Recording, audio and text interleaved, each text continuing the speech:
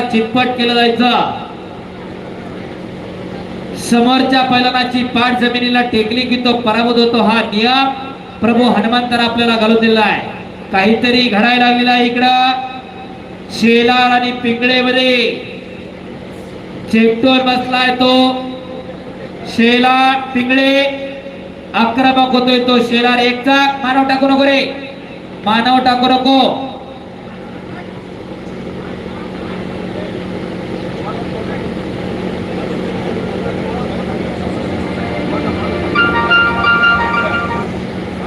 आणि इकडे आखाडा खोदणाऱ्यासाठी पाण्याचा बॉक्स पाठवायचा आहे.